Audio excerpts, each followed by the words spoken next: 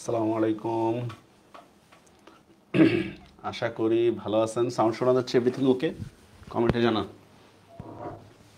আমরা আজকে মডেল টেস্টের কোশ্চেনগুলো নিয়ে একটু সলভ করবো। হ্যাঁ, মডেল টেস্টের কোশ্চেনগুলো খুব কঠিন কিছু না মোটেও। জি, দ্রুত যুক্ত হন। Sound clear?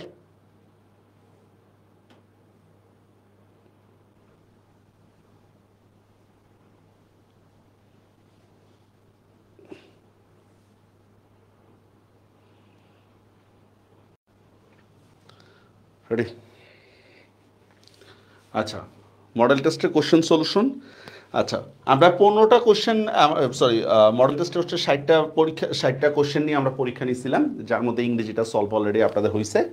এখন হচ্ছে আমরা বাংলা ও জিকের সলভটা আমরা দেখব। একটু দেখবো যে এই থেকে রিলেটেড, মানে এই রিলেটেড আর কি কোশ্চেন থাকতে পারে আমাদের। হ্যাঁ, এই রিলেটেড আর কি কি কোশ্চেন থাকতে পারে। তো শুরু করি। ফার্স্টেই দেখেন, প্রথমে দেখেন অনিক শব্দের অর্থ কি। অনিক, ঠিক আছে? অনিক শব্দের অর্থ কি আপনারা জানেন অনেকেই। অনিক শব্দের অর্থ হচ্ছে আমরা জানি কি। আচ্ছা, অনিক শব্দের অর্থ হচ্ছে সৈনিক। অনিক শব্দের অর্থ, ঠিক আছে? এখন পরীক্ষার ক্ষেত্রে আপনার অবশ্যই মনে রাখবেন, সূর্য শব্দের কিছু মানে হচ্ছে প্রতিশব্দ আছে। সূর্য, ঠিক আছে? তো সূর্য শব্দের দিয়ে একটা প্রতিশব্দ একটু আপনারা কমেন্টে জানান। সূর্য শব্দের প্রতিশব্দ কি? সূর্যের। সমুদ্রের প্রতিশব্দ কি? যুদ্ধক্ষেত্র, ঠিক আছে?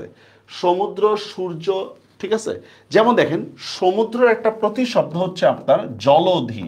আপনারা অনেকেই জানেন এই জলধি শব্দটা, এটা কিন্তু হচ্ছে যোগ রূঢ় শব্দ। শব্দের ক্ষেত্রে মনে আছে আপনাদের? রূঢ়ি শব্দ, যোগ রূঢ় শব্দ, সামথিং কি কি জানি ছিল, মনে আছে? সূর্য শব্দের একটা প্রতিশব্দ হচ্ছে অরুণ, ঠিক আছে? সূর্য শব্দের একটা প্রতিশব্দ, এটা আপনারা জানেন, ঠিক আছে? সূর্য শব্দের।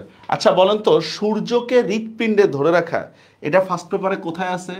সূর্যকে হৃৎপিণ্ডে ধরে রাখা, কেউ বলতে পারবেন? সূর্যকে হৃৎপিণ্ডে ধরে রাখা, এটা কোথায় আছে ফার্স্ট পেপারে? একটু কমেন্টে জানান যারা আছেন। হুম, সূর্যকে হৃৎপিণ্ডে ধরে রাখতে পারে না, একটা লাইনই আছে, কিন্তু এটা কোথায় আছে এরকম বলেন? যুদ্ধক্ষেত্র, এটা তো আমরা বুঝলাম এই যে যুদ্ধক্ষেত্র, ঠিক আছে?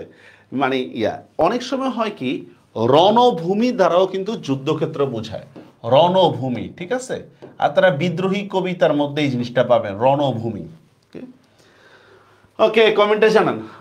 মজিদ কোন দৃষ্টিতে ধান কাটা দেখে? মজিদ কোন দৃষ্টিতে ধান কাটা দেখে? হচ্ছে শোন দৃষ্টি, না বেসিক্যালি হচ্ছে সেন দৃষ্টি। সেন মানে হচ্ছে বাজ পাখির দৃষ্টিতে। বাজ পাখির দৃষ্টিতে ধান কাটা দেখে। আচ্ছা, সাবধানী দৃষ্টি বলতে আমাদের কিছুই নেই। সাবধানী দৃষ্টি ফার্স্ট পেপারে। আচ্ছা, কৌতূহলী দৃষ্টির কথা আছে কোথায়? কৌতূহলী দৃষ্টির কথা হচ্ছে তাহারই পড়ে মনের মধ্যে। কৌতূহল, ওই যে দক্ষিণ দুয়ার গেছে খুলি, কবি কিছু কোশ্চেন করছিল না? ওই কোশ্চেনগুলোর মধ্যে কৌতূহল উদ্দীপক বা কৌতূহলী দৃষ্টি প্রমাণ করা যায়। প্রসন্ন দৃষ্টির কথা আমাদের জানা মতে ফার্স্ট পেপারে কোথাও নাই। ভাগ্য প্রসন্ন, এরকম হয়তো কোনো লাইন থাকতে পারে, ভাগ্য প্রসন্ন। এরপর আসেন, রেইনকোট গল্পের মধ্যে মানে ভারিক্কি মুখ কার? রেইনকোট গল্পের মধ্যে ভারিক্কি মুখ কার? এটা কি হবে? মিলিটারি। গুড, ভারিক্কি মুখ। আচ্ছা, এবার বলেন তো, রেইনকোট গল্পের মধ্যে সর্দার গোছের রাজাকার কে? সর্দার গোছের রাজাকার, এইটা রেইনকোট গল্পের মধ্যে কাকে বলা হয়েছে? সর্দার গোছের রাজাকার, ঠিক আছে? ডক্টর আফাজ আহমদ সম্পর্কে বলা হয়েছে স্যার কালো মুখ বেগুনি। কালো মুখ বেগুনি। আচ্ছা, ওইখানে একটা লাইন আছে এরকম যে তাকে দেখে প্রিন্সিপালের কালো মুখ বেগুনি হয়, এরকম একটা লাইন আছে, ঠিক না? যে তাকে দেখে প্রিন্সিপালের কালো মুখ বেগুনি হয়, তাকে দেখে প্রিন্সিপালের কালো মুখ বেগুনি হয়। এই তাকেটা কে বলেন তো? এই তাকেটা কে রেইনকোট গল্পের মধ্যে? আমাদের রেইনকোট গল্পের মধ্যে লাইন আছে তাকে দেখে প্রিন্সিপালের কালো মুখ বেগুনি হয়ে যায়। এখানে তাকেটা কে? সেম বেগুনি রঙের প্রসঙ্গ আর কোথায় আছে বলেন তো? বেগুনি রঙের শাড়ি উপহার দিছিল, এটা কোথায় আছে? বেগুনি রঙের শাড়ি উপহার দিছিল। দ্রুত চটপট অ্যান্সার দেন, অ্যান্সার না দিলে আসলে লাভ নাই, অ্যান্সার না দিলে। আচ্ছা, রেইনকোট গল্প অনুসারে ভারিক্কি মুখ হচ্ছে মিলিটারির, ভারিক্কি মুখ। তারপর বলেন, সর্দার গোছের রাজাকার কে? রেইনকোট গল্প অনুসারে সর্দার গোছের রাজাকার কে? দ্রুত অ্যান্সার দেন, অ্যান্সার দিচ্ছে না, পারবেন না? আচ্ছা আমি বলে দিচ্ছি স্যার, সর্দার গোছের রাজাকার হচ্ছে স্যার ওয়ার্কশিং ও মানে মালিকের শ্বশুর, ওই যে ওয়েল্ডিং ওয়ার্কশপের মালিকের শ্বশুর, ওয়েল্ডিং লিখলাম, হ্যাঁ, ওয়েল্ডিং ওয়ার্কশপের মালিকের শ্বশুর, এ হচ্ছে সর্দার গোছের রাজাকার, ওয়েল্ডিং ওয়ার্কশপের মালিকের শ্বশুর। আপনারা অনেকে ইসাকের কথা বলবেন, ইসাক না কিন্তু, এটা ভুল। আচ্ছা, ওয়েল্ডিং ওয়ার্কশপের মালিকের শ্বশুর ইসাক না কিন্তু। দেখেন কালো মুখ বেগুনি হয় তাকে, তাকে বলতে এখানে নুরুল হুদার কথা বলতেছে। নুরুল হুদাকে দেখে প্রিন্সিপালের কালো মুখ বেগুনি হয়ে যায়, নুরুল হুদাকে দেখে প্রিন্সিপালের কালো মুখ বেগুনি হয়ে যায়, ঠিক আছে। ডক্টর আফাজ আহমদের ডিগ্রিগুলো কি ছিল? MSc, PhD, EPS. MSc, PhD, EPS, এটা হচ্ছে ডক্টর আফাজ আহমদের ডিগ্রিগুলো ছিল। আচ্ছা, আসমা একটা রোগের কথা বলে নুরুল হুদার, সেটা হচ্ছে হাঁপানি রোগের কথা। বীরের রক্তে দুঃখিনী মাতার অশ্রুর কথা কে বলছে? আমাদের ফেব্রুয়ারি 1969 কবিতা অনুসারে বীরের রক্তে দুঃখিনী মাতার কথা কে বলছে বলেন? বরকত, সালাম, লেখক, আসাদ। কি হবে অ্যান্সার? বীরের রক্তে দুঃখিনী মাতার অশ্রুর কথা কে বলিয়াছে? বরকত, সালাম, লেখক, আসাদ। তাড়াতাড়ি অ্যান্সার দেন। হ্যাঁ, মজিদ হাসুনের মাকে দিছিল, জাহান মজিদ হাসুনের মাকে দিছিল। আচ্ছা, আমি রাইট অ্যান্সার দিয়ে দিচ্ছি। আপনারা তো হয়তো ঘুমাইতেছেন, রাত্রেবেলা হচ্ছে বাজি টাজি ফুটাইছেন, এখন ব্যস্ত আপনারা অনেক। এটার রাইট অ্যান্সার হচ্ছে বরকত, এটার রাইট অ্যান্সার হচ্ছে বরকত। আর এই যে আসাদ, বলেন তো আসাদ দিবস কবে? আসাদ দিবস কবে? আসাদ কেন মারা গেছে? আসাদ, আসাদ দিবস কবে? আসাদ কেন মারা যায়? আসাদ। এরপর আসাদ চরিত্রটা যেহেতু আসছে, আর একটা চরিত্র হচ্ছে আসাদের সাথে আরো দুইজন মারা গেছে 1969 সালে, আরো দুইজন মারা গেছে। আপনাদের শব্দার্থের মধ্যে এটা আছে, হ্যাঁ, আসাদের সাথে আরো দুইজন মারা গেছে। আমি বলে দিচ্ছি দুইজন হচ্ছে, একজন হচ্ছে মতিউর, আরেকজন হচ্ছে ডক্টর শামসুজ্জোহা। ডক্টর শামসুজ্জোহা হচ্ছে রাজশাহী ইউনিভার্সিটির টিচার ছিলেন, ডক্টর শামসুজ্জোহা আসাদের সাথে মারা গেছে। আচ্ছা, রাইট অ্যান্সার হচ্ছে বরকত। আর এরকম ভাবে গণতন্ত্রের মুক্তির জন্য আরেকজন মারা গেছিল, নূর হোসেন। নূর হোসেন 1927 সালে মারা গেছে, নূর হোসেন। ওকে, অর্ধচ্ছেদ এর প্রতিশব্দ কোনটা? অর্ধচ্ছেদ, কমা, সেমিকোলন, দাড়ি, ড্যাশ, কোনটা হবে? অর্ধচ্ছেদ এর প্রতিশব্দ কোনটা? কমা, সেমিকোলন, দাড়ি, ড্যাশ, কোনটা হবে? কি ব্যাপার, যারা উপস্থিত আছেন কোনো অ্যান্সার দিচ্ছেন না কেন?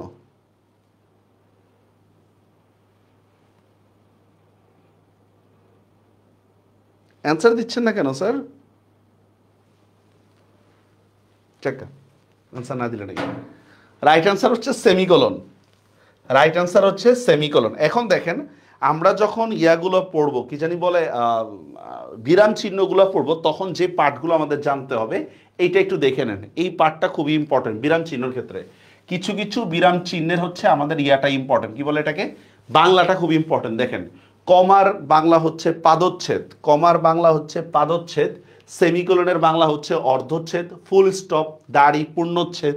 আচ্ছা বলেন তো বাংলা বিরাম চিহ্ন কোনটি? বাংলা বিরাম চিহ্ন কোনটি বলেন? বাংলা বিরাম চিহ্ন, আমাদের তো অনেকগুলা বিরাম চিহ্ন আছে, ঠিক না? এর মধ্যে বাংলা বিরাম চিহ্ন কোনটা, কে বলতে পারবেন? বাংলা বিরাম চিহ্ন কোনটা? অনন্ত, অনন্ত দুই একটা অ্যান্সার দিচ্ছেন, আর কেউ দিচ্ছেন না। আমি বলি বাংলা বিরাম চিহ্ন বলতে বোঝা হচ্ছে এমন বিরাম চিহ্ন যেটা ইয়ার মধ্যে নাই, অন্য ভাষার মধ্যে নাই, মানে ইংরেজিতে নাই। এটা হচ্ছে দাড়ি, দাড়িটা হচ্ছে বাংলা বিরাম চিহ্ন। আর বাকি যেগুলো আমরা দেখতে পাই সবগুলোই কিন্তু ইংরেজি ভাষায় আছে, পাংচুয়েশন যেটাকে আমরা বলি। হ্যাঁ হ্যাঁ, দাড়ি, ভেরি গুড। আর দেখেন বিরাম চিহ্নের বিরতিকাল, এটাও খুব ইম্পর্টেন্ট। বিরাম চিহ্নের বিরতিকাল, ঠিক আছে, যে 1 সেকেন্ড থামতে হবে কোথায়, তারপর হচ্ছে প্রশ্নবোধক, তারপর এক বলতে যতটুকু সময় কোথায় থামতে হবে, এক বলার দ্বিগুণ সময় কোথায় থামতে হবে, থামার প্রয়োজন নেই। মজার বিষয় হচ্ছে যেগুলো থামার প্রয়োজন নেই এগুলাকে আমরা বিরাম চিহ্ন না বলে এগুলাকে জ্যোতি চিহ্ন বলতে পারি আমরা। যেগুলাতে থামতে হয় এগুলাকে বলবো আমরা বিরাম চিহ্ন, আর যেগুলাতে থামতে হয় না এগুলাকে আমরা জ্যোতি চিহ্ন বললেই চলবে, জ্যোতি চিহ্ন। তারপর আসেন, নিচের কোনটি অঘোষ অল্প প্রাণ ধ্বনি? কি কি বলতেছি আমরা? অঘোষ, অল্প প্রাণ। তা আমরা জানি অঘোষ কোনটা, প্রথম দুইটা। ফার্স্টে দেখেন এখানে কোশ্চেনের বিষয়টা হচ্ছে অল্প প্রাণ আর মহাপ্রাণ চিনব কিভাবে? কোন শব্দের উচ্চারণে যদি এইচ হয় তাহলে সেটা মহাপ্রাণ, কোন শব্দের মানে বর্ণের উচ্চারণে যদি এইচ বা হ টাইপের উচ্চারণ হয়। এখন দেখেন ভ কিভাবে লিখি আমরা? বি এইচ, এইচ এর উচ্চারণ আছে। ঠ কিভাবে লিখি আমরা টি এইচ, এইচ এর উচ্চারণ আছে।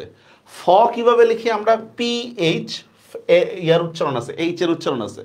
চ লিখতে কিন্তু এইচ এর উচ্চারণ হয় না। তার মানে হচ্ছে অপশনে যদি আমার যদি এইটা দিত শুধু অঘোষ বাদ দেন, শুধু যদি বলতো অল্প প্রাণ, তাহলে আমি এইটা অ্যান্সার করতাম। চ নম্বরটা আমি অ্যান্সার করব। মহাপ্রাণ ধ্বনি চিনার ইয়া হচ্ছে আমাকে এইচ থাকবে, এইচ এর উচ্চারণ। এই যে এই লিস্টটা একটু ভালো করে মনে রাখবেন স্যার, এই লিস্টটা খুবই গুরুত্বপূর্ণ। দেখেন উচ্চারণ, প্রথম দুইটা হচ্ছে অঘোষ, পরের তিনটা হচ্ছে ঘোষ।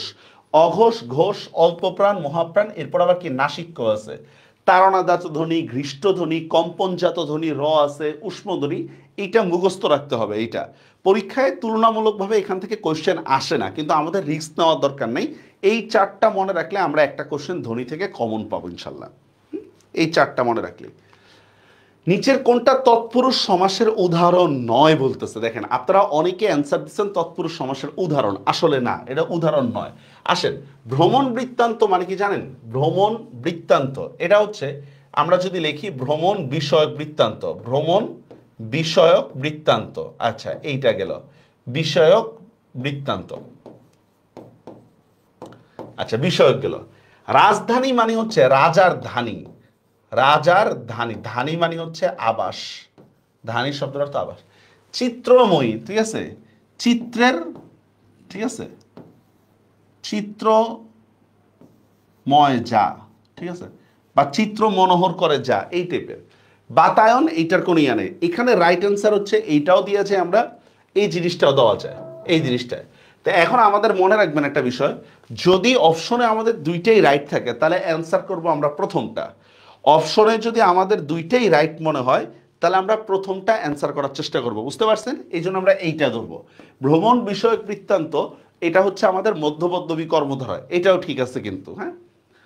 আচ্ছা, কোন বানানটি অশুদ্ধ? জাত্যভিমান, অগ্নুৎপাত, মুখ, ব্যক্ত। কোন বানানটা অশুদ্ধ? দেখেন আমাদের সন্ধির একটা নিয়ম আছে, অগ্নি যোগ উৎপাত, অগ্নি যোগ উৎপাত। এখানে কিন্তু একটা হচ্ছে জফলা হবে, অগ্নুৎপাত বানানে কিন্তু একটা জফলা হবে, কিন্তু এখানে জফলাটা দেওয়া হয়নি, এই জন্য এটা ভুল। জাত্যভিমান, এটা সন্ধি বিচ্ছেদটা হচ্ছে জাতি যোগ অভিমান, ঠিক আছে। মুখ শব্দের অর্থ বদির বা বোবা, এটাও ঠিক আছে। ব্যাপ্ত মানে ছড়িয়ে যাওয়া। আচ্ছা বলেন তো, ব্যাপ্তি থাকলে কোন সমাস হয়? ব্যাপ্তি, এইটা কোন সমাসের উদাহরণ হয়? ব্যাপ্তি কোন সমাস? ব্যাপ্তি থাকলে কোন সমাস হয়? আমি এক্সাম্পলও দিচ্ছি আপনাদেরকে। দীর্ঘজীবী, চিরস্থায়ী, এগুলা কোন সমাস? বা ব্যাপ্তি অর্থ বুঝাইলে কোন সমাস হয়? কে বলতে পারবেন? এরপর আসেন, শহর কোন ভাষার শব্দ? শহর আরবি, সংস্কৃত, ফার্সি, তুর্কি, ঠিক আছে। রাইট অ্যান্সার হচ্ছে ফার্সি ভাষার শব্দ শহর। শহর এটা ফার্সি ভাষার শব্দ শহর। আচ্ছা, ব্যাপ্তি থাকলে কোন সমাস হয় বলতে পারবেন কেউ? ব্যাপ্তি, আচ্ছা আমি লিখে দিচ্ছি। ব্যাপ্তি থাকলে হচ্ছে দ্বিতীয়া তৎপুরুষ, দ্বিতীয়া তৎপুরুষ, এটা হচ্ছে ব্যাপ্তি থাকলে সমাসটা হয়, ব্যাপ্তি বা ব্যাপী অর্থ বুঝালে। কাজী নজরুল ইসলামের সম্পাদিত পত্রিকা কোনটি? কাজী নজরুল ইসলামের সম্পাদিত পত্রিকা হচ্ছে আমাদের ধূমকেতু, এটা হচ্ছে কাজী নজরুল ইসলামের সম্পাদিত পত্রিকা। আচ্ছা বলেন তো, কালি ও কলম এটা কোত্থেকে বের হয়? কালি ও কলম এটা কোথা থেকে বের হয়? কে বলতে পারবেন? কালি ও কলম পত্রিকাটা কোথা থেকে বের হয়? কালি ও কলম পারবেন কেউ? কালি ও কলম,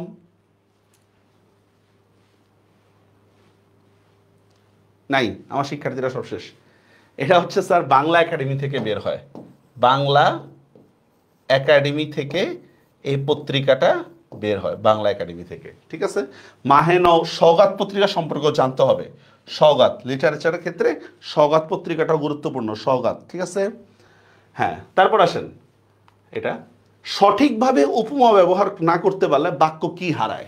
সঠিকভাবে উপমা ব্যবহার, শৃঙ্খলা হারায়, আসক্তি, আকাঙ্ক্ষা, যোগ্যতা, এখানে কোনটা হবে? সঠিকভাবে উপমা ব্যবহার করতে না পারলে, ঠিক আছে, বাক্য কি হারায়? নিউ ইয়ার তখনই সেলিব্রেট করব যখন আপনারা ভালো কিছু করবেন ইনশাল্লাহ, তখন তিশা।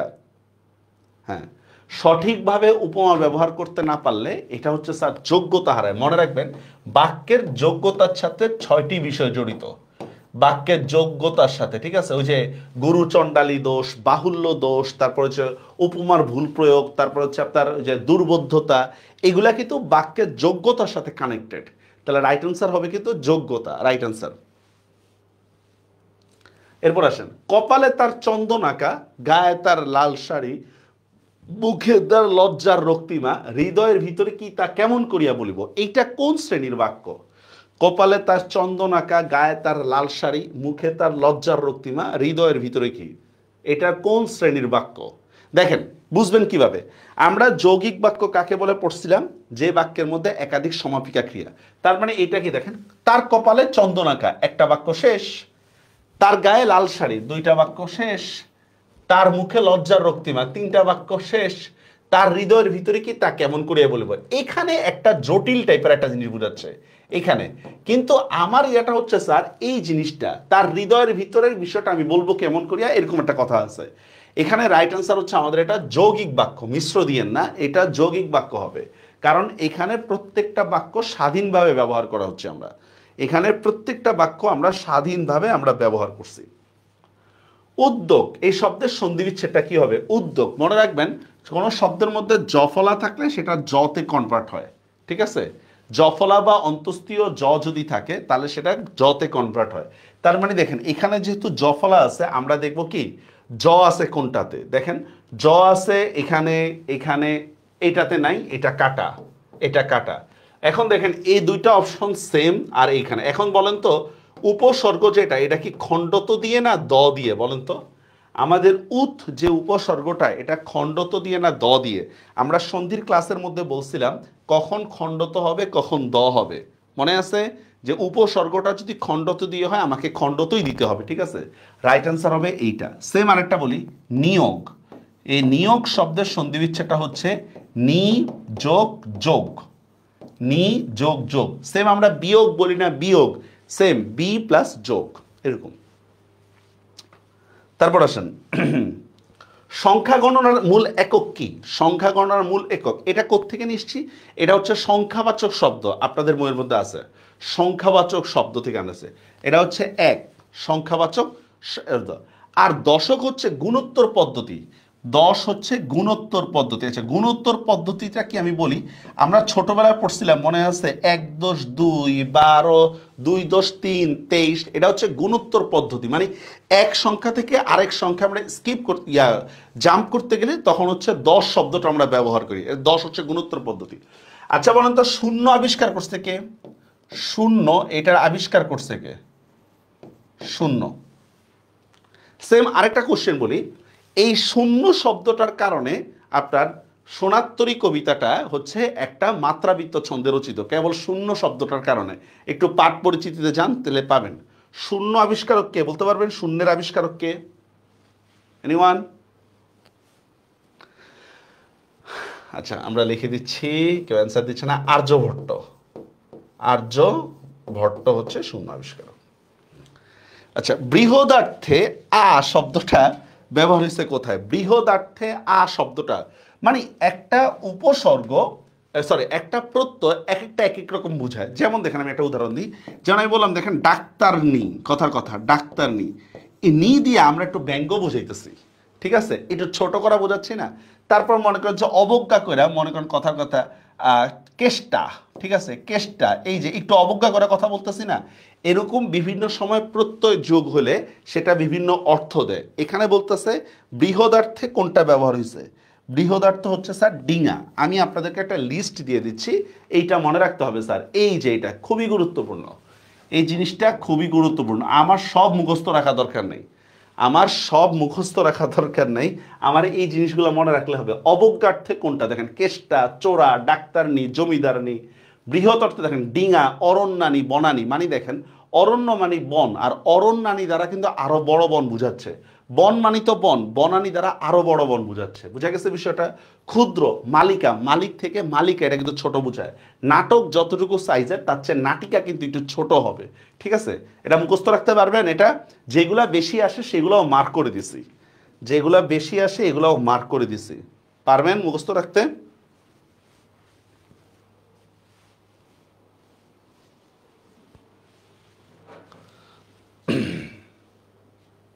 ওকে আচ্ছা এবার আমরা একটু জিকে কোশ্চেনে চলে যাই। হ্যাঁ আমরা জিকে কোশ্চেনে চলে যাই। ফার্স্টেই দেখেন নিচের কোনটা কম্পিউটারের মস্তিষ্ক রূপ, মানে মস্তিষ্ক বলতে হচ্ছে ওইটা ছাড়া কম্পিউটার চলা আনপসিবল, ঠিক আছে, ওটার মধ্যে কম্পিউটার থাকতেই হবে। এখন দেখেন আপনাদের যদি চিন্তা ভাবনা করি আমরা, মস্তিষ্ক মানে কি, এটা ছাড়া কম্পিউটার চলবেই না, এই তো। আমরা যদি গ্রাফিক্স কার্ডের কথা বলি, আপনারা গেমস খেলেন গ্রাফিক্স কার্ডে বা বিভিন্ন রেজুলেশনের জন্য লাগে গ্রাফিক্স কার্ড, আপনি নিজে জিজ্ঞেস করে দেখেন সবাই কিন্তু গ্রাফিক্স কার্ড নাই। ধরেন হার্ড ডিস্ক কোনো কিছু সেভ হওয়ার জন্য লাগে, এখন আমি সেভ করলাম না, ঠিক আছে, তাহলে হার্ড ডিস্ক আলাদাভাবে আমার কিনতে হইলো না বা লাগবে না। রম কম্পিউটারের গতির জন্য লাগে, র্যাম রম সামথিং ইত্যাদি ইত্যাদি, ঠিক আছে। রাইট আনসার কোনটা হবে? রাইট আনসার হবে প্রসেসর। প্রসেসর ছাড়া কিন্তু হচ্ছে কম্পিউটার চলবেই না, প্রসেসর ছাড়া কম্পিউটার চলা আনপসিবল। এবার আসেন মানবাধিকার দিবস কবে? আচ্ছা, এখন মানবাধিকার দিবস যেহেতু বলছি, এখান থেকে আরো কোশ্চেন করি কিছু। মানবাধিকার দিবস দেখেন যে বৃহত্তম মানবাধিকার সংজ্ঞা কোনটা, বৃহত্তম মানবাধিকার সংজ্ঞা কোনটা, সংস্থা, মানবাধিকার সংস্থা কোনটা বলতে পারবেন কেউ?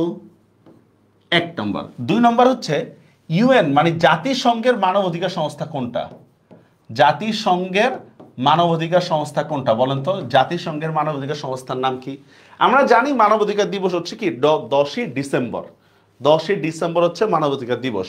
এখন আমাকে বলেন বিশ্বের বৃহত্তম মানবাধিকার সংস্থার নাম কি, বিশ্বের বৃহত্তম মানবাধিকার সংস্থার নাম কি, কে বলতে পারবেন?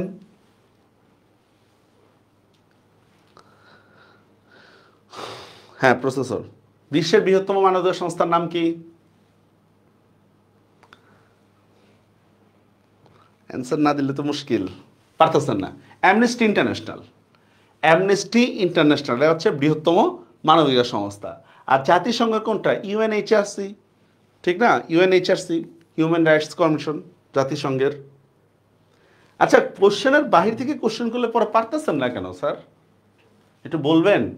এরপরে এখান থেকে কোশ্চেন বলেন 5ই জুন এখানে কি দিবস, 5ই জুন এটা কি দিবস? 1 নম্বর 24শে নভেম্বর, এইটা বাংলাদেশের ইতিহাসে একটা বিখ্যাত দিবস। 24শে নভেম্বর কি হয়েছিল? 24শে নভেম্বর, 5ই আগস্ট বাদ দেন, হাসিনার প্রথম দিনের এটা বাদ দেন, ঠিক আছে।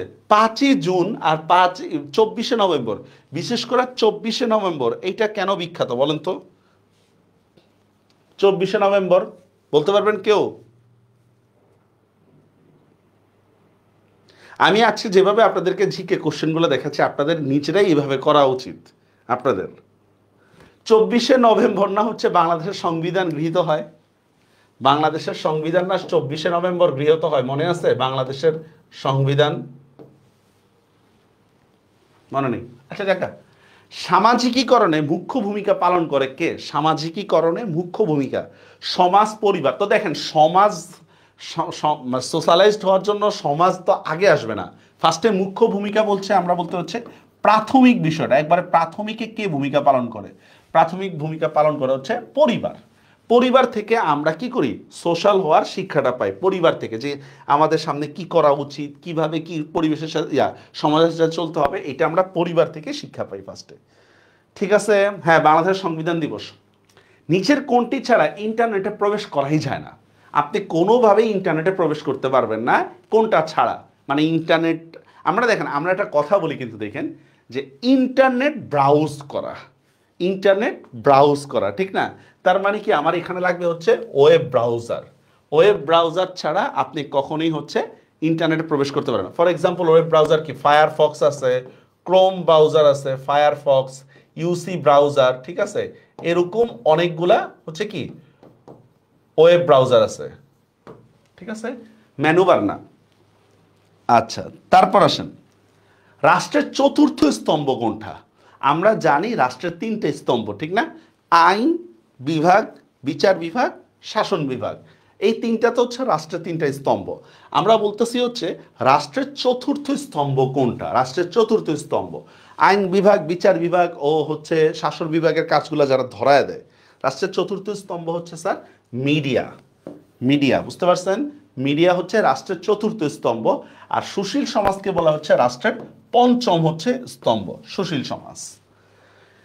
এরপরে আসি আমরা বাংলাদেশ, হ্যাঁ বাংলাদেশ কোন জলবায়ুর অন্তর্গত?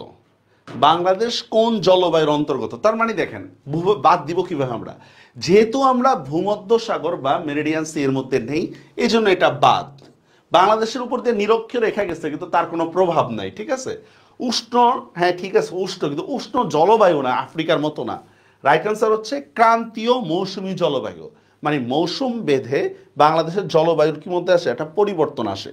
মৌসুম বেঁধে বাংলাদেশের জলবায়ুর মধ্যে পরিবর্তন আসে, এই জন্য আমরা বলতেছি কি মৌসুমী জলবায়ু।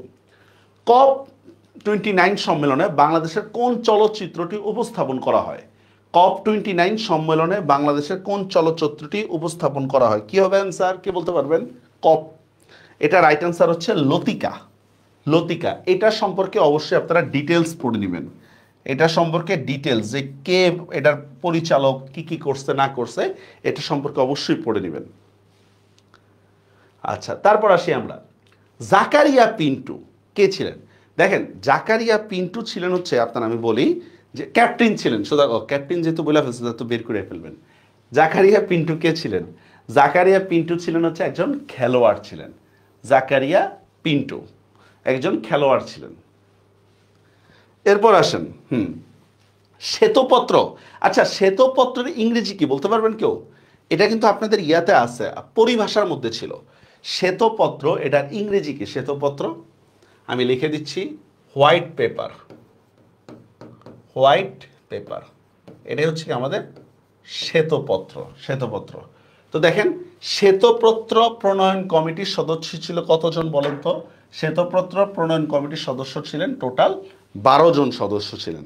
শ্বেতপত্র প্রণয়ন কমিটির সদস্য ছিলেন টোটাল 12 জন। ওকে, এরপর আছেন তিস্তা বাঁধের তীরবর্তী জেলা কোনটা? মনে রাখতে হবে ভারতের 4টা বাঁধ আছে। ভারতের 4টা বড় মানে বড় বড় বাঁধ, যেমন ফেনী যে আক্রান্ত হইলো, ফেনী বা যে গজল ডোবা ডম্বর বাঁধের কারণে এই 4টা বাঁধ, এই 4টা বাঁধের পজিশন সম্পর্কে আপনাদের জেনে থাকতে হবে। আমরা যে রিসেন্ট বইটা যে দাগায় দিছে ওইখানে দেখেন 4টা বাঁধ সম্পর্কে একদম মার্ক করে দিছে, শুধু এটা পড়বেন। তিস্তা বাঁধের তীরবর্তী জেলা হচ্ছে নীলফামারী। নীলফামারী হচ্ছে তিস্তা বাঁধের তীরবর্তী জেলা। আর তিস্তার কারণে হচ্ছে পুরা উত্তরবঙ্গ হচ্ছে ক্ষতিগ্রস্ত হচ্ছে। তিস্তার কারণে হচ্ছে পুরা উত্তরবঙ্গ ক্ষতিগ্রস্ত হচ্ছে। বুঝতে পারছেন বিষয়টা?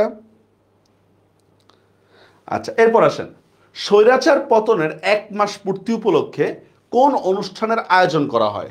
স্বৈরাচার পতনের 1 মাস মানে হাসিনা পতনের 1 মাস, যেহেতু 24-এর গণ অভ্যুত্থান হয়েছে, এটা খুবই গুরুত্বপূর্ণ। এবার 24-এর গণ অভ্যুত্থান নিয়ে রাইট অ্যান্সার হচ্ছে শহীদি মার্চ। শহীদি মার্চ, এটা হচ্ছে স্বৈরাচার পতনের 1 মাস উপলক্ষে এটা করা হয়েছে। বাংলার কোন বিপ্লবকে ফরাসি বিপ্লবের সাথে তুলনা দিচ্ছে? আচ্ছা, ফরাসি বিপ্লবের সাথে কেন তুলনা দিচ্ছে? কারণ সরাসরি হচ্ছে রাজাকে হত্যা করা, সোজা কথা বলতে হচ্ছে রাজাকে হত্যা করাই হচ্ছে এই ইয়াটা তুলনা দিচ্ছে। ফরাসি বিপ্লবের মধ্যে যেমন ষোড়শ লুইকে হচ্ছে শিরশ্ছেদ করা হয়েছে, এখানেও সেম কথাটা বলা হচ্ছে যে বাংলার কোন বিপ্লবটার সাথে ফরাসি বিপ্লবের তুলনা পাওয়া যায় যেখানে রাজারই হত্যা করে ফেলছে। কোনটা হবে রাইট অ্যান্সার? কি অ্যান্সার দেন না কেন আপনারা? রাইট অ্যান্সার হবে কৈবর্ত বিদ্রোহ। আর কৈবর্ত বিদ্রোহের স্মৃতি বিজড়িত, আচ্ছা কৈবর্ত বিদ্রোহের নেতা ছিল হচ্ছে দিব্য নামে একটা লোক, দিব্য। আর নওগাঁর মধ্যে এই কৈবর্ত বিদ্রোহের এখনো স্মৃতিফলক আছে। নওগাঁর মধ্যে এখনো কৈবর্ত বিদ্রোহের স্মৃতিফলক আছে। বুঝা গেছে? বাংলাদেশ ব্যাংক টাকার বিনিময়ে কত শতাংশ স্বর্ণ বা বৈদেশিক মুদ্রা রিজার্ভ রাখতে হয়? মানে একটা ব্যাংকে যদি টাকা ছাপাইতে হয় তাহলে তাকে একটা রিজার্ভ রাখতে হয়, মন চাইলেই ছাপাই দিব বিষয়টা এমন না, যদিও এখন পরিস্থিতিটা ভিন্ন। ইন্টারন্যাশনাল ল অনুসারে হচ্ছে 30% হচ্ছে তাকে ইয়া রাখতে হয়, মানে বৈদেশিক মুদ্রা রিজার্ভ রাখতে হয় 30%। তো বাংলাদেশ ব্যাংক ডলারকে রিজার্ভ রাখতে পারে, ডলার। এরপর আসুন ফ্ল্যাগ মিটিং, এটা কেন করা হয়? ফ্ল্যাগ মিটিং আপনারা নিশ্চয়ই শুনছেন। পতাকা বৈঠক, পতাকা বৈঠকটা কেন করা হয় বলতে পারবেন কেউ? পতাকা বৈঠক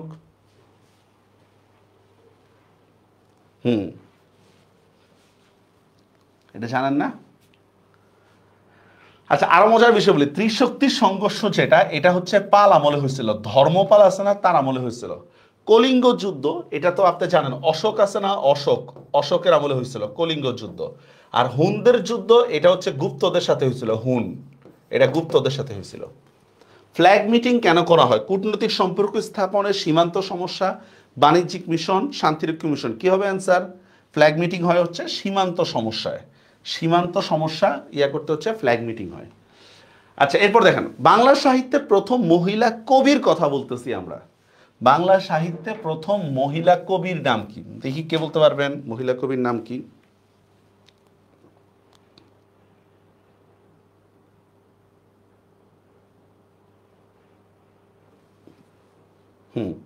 বলতে পারবেন?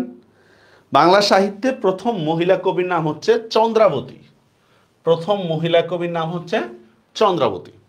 এরপর আসেন, সর্বপ্রথম কোন বিদেশি মিশনে বাংলাদেশের পতাকা উত্তোলন করা হয়? সর্বপ্রথম কোন বিদেশি মিশনে বাংলাদেশের পতাকা উত্তোলন? দিল্লি, কলকাতা, লন্ডন, কাঠমান্ডু। কি হবে অ্যান্সার? কোন বিদেশি মিশনে স্যার?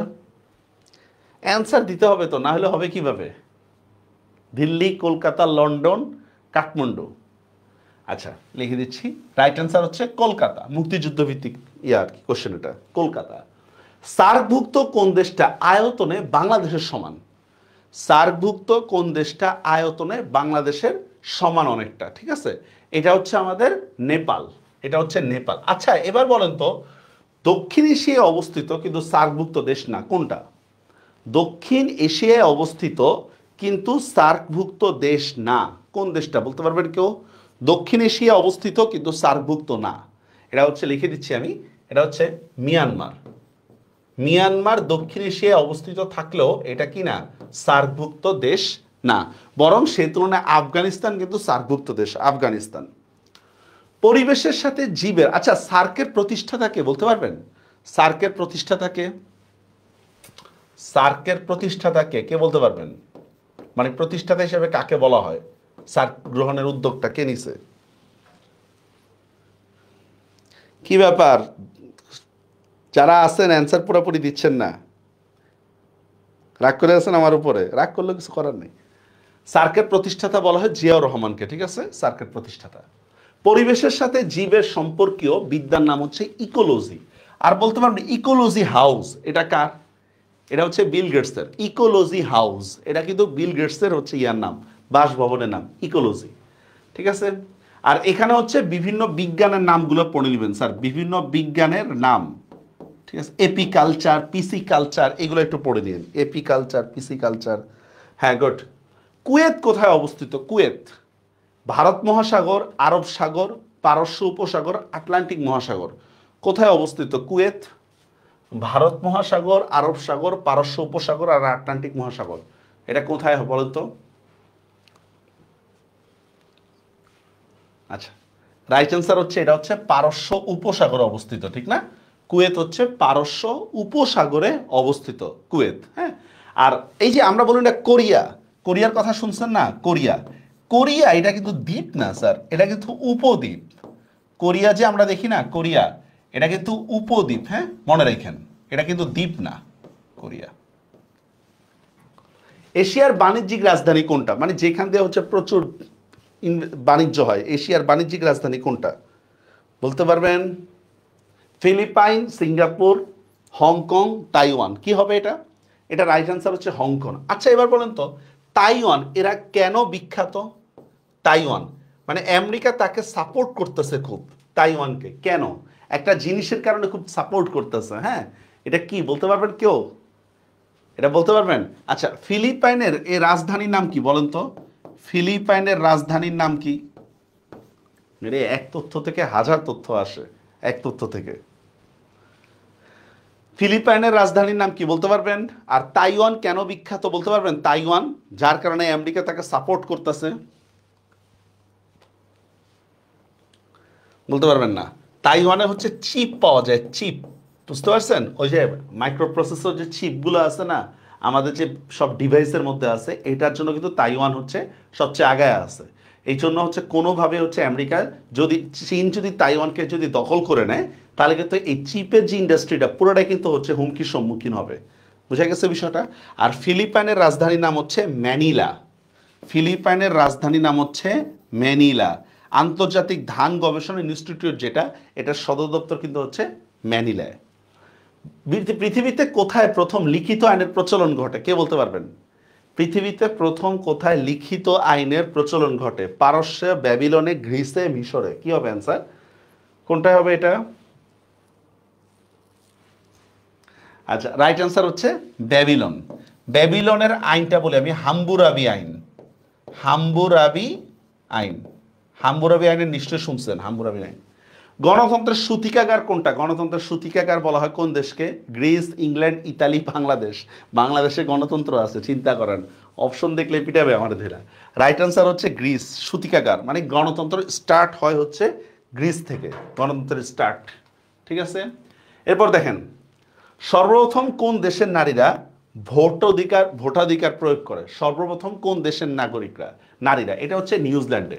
আচ্ছা এবার বলেন তো সার্বজনীন ভোট এটা বাংলাদেশে চালু হয় কবে? মানে বাংলাদেশ বলতে হচ্ছে ভারতবর্ষে। সার্বজনীন ভোট এটা কবে চালু হয় বলতে পারবেন? যে একজন লোক একটা ভোট দিতে পারবে, 18 বছর বেশি হলে ভোট দিতে পারবে।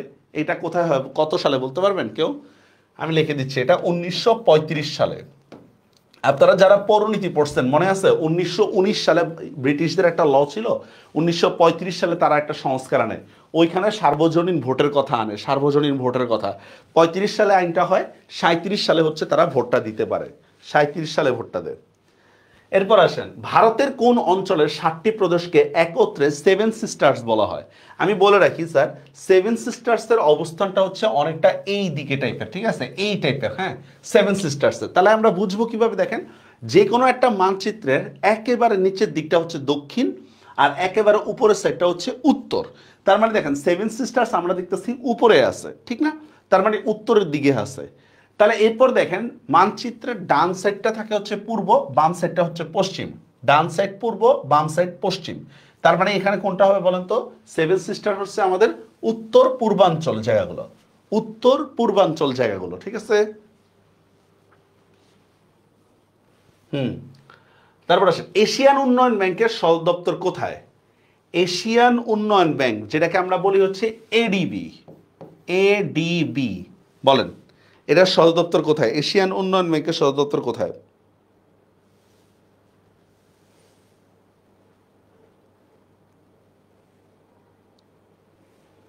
কে বলতে পারবেন?